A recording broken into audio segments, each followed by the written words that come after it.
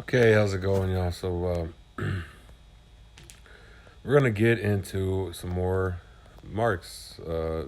Going back to let's see, this came out in the New York Daily Tribune in London, Friday, October 7th, 1853.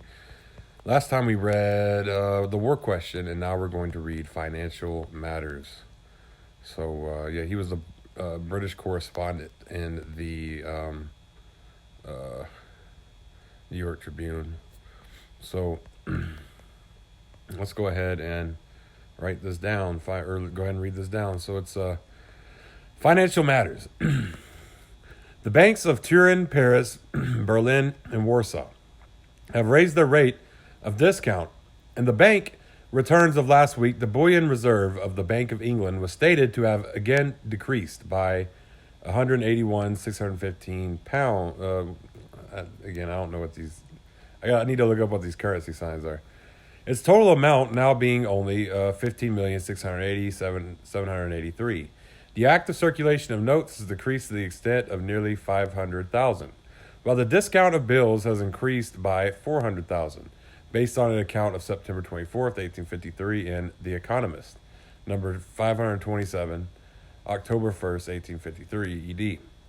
A coincidence which confirms the statement I made in my letter on the Peel Act, that the amount of banknotes in circulation does not rise and fall in proportion to the amount of banking business which is done. Mr. Dornbush concludes his monthly commercial circular as follows. This is Mr. Dornbush. Political events during the last week have greatly added to the agitation in the corn trade, caused by the increasing reports of a deficient wheat crop, the spreading of the potato disease, and the scarcity of ship room.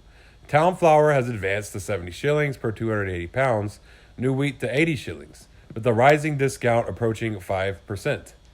5 per CT. A great excitement now pervades the corn trade, but the probability of a war in the East and prohibition of exporting grain from Egypt, the confirmed deficiency in the wheat crop in England, the spreading of the potato disease, the falling off in the foreign arrivals, especially from the south of Europe, the continued demand for France, Belgium, and Holland. These were the principal exciting causes that again drove up prices of wheat, variously from 1 shilling to 6 shillings per quarter, in the leading provincial markets held last week. Generally, immediately after harvest, the tendency of prices is and remains downward till Christmas. This year, the movement has been the reverse. Prices have been rising for some months past. At this moment, there is no actual want of corn in any part of this quarter of the globe. Many granaries, barns, and rickyards are full to repletion, and in some seaports storeroom is wanting. The late rise in price, therefore, has not been caused by a present but a prospective scarcity of corn, founded on the presumption of a deficiency in the crops, the effects of which are expected to be felt as the season advances. The coming winter is likely to prove one of great hardship and privation. The prevailing opinion is still in favor of a further advance in prices, and while the bulk of speculators continue buying and storing, the tendency is likely to remain upward, probably till next spring. The presumable high range of prices during the next winter is likely to become, in the following spring, a great attraction to the importation of corn from distant regions, which in ordinary seasons cannot be reached on account of the distance and high cost of carriage. Next spring, an accumulation of arrivals from all accessible parts of the world is not improbable.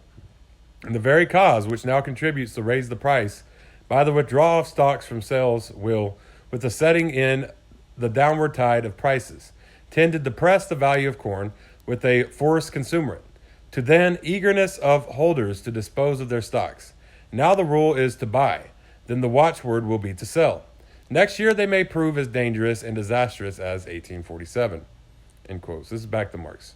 The general depression in the Manchester market continues, in proportion as the news from Australia and China, as well as that regarding the Eastern complication, are taking a more gloomy character. The minds of cotton spinners, manufacturers, and merchants become more unsettled. The fall in prices may now be considered in ordinary qualities, and numbers of yarn be from 7/8 to 1D per pound, from the highest point 2 months ago, which is very near twice as much as the fall in the corresponding quality of cotton, amounting to no more than half to 5/8 D, and even at the extreme reduction of 1D. People find it difficult to sell, and stocks, the bugbears of our sympathetic school of political economists, go on accumulating. Of course, it must not be expected that this accumulation of stocks will increase very rapidly. At the present moment, both merchants and manufacturers, on finding several markets overstocked, have yet the outlet of sending their goods on consignment to other markets. And this faculty they very largely use just now. But to throw the entire exportable produce of British industry, large enough to swamp at regular intervals the whole world upon a few more or less confined markets, will necessarily excite the same state of plethora, and the revulsions consequent upon it in those very markets, which are as yet stated to be healthy. Thus it is that the slightly improved news from India, according to which there is still no chance of profitable exportation to that country, but merely a chance of diminishing loss upon fresh exports, has induced a rather considerable business to that country, partly on account of the regular India houses, partly on account of the Manchester spinners and manufacturers themselves, who rather than submit to the loss incumbent upon sales in a declining market, prefer taking whatever slight chance of a better sale there may be result from a speculative export to India. And here I may add that it has been ever since 1847 a regular practice with the Manchester spinners and manufacturers to send out for their own account large shipments to India, etc., and to have the returns in colonial produce sold equally for their own account, either in British North America or continental harbors.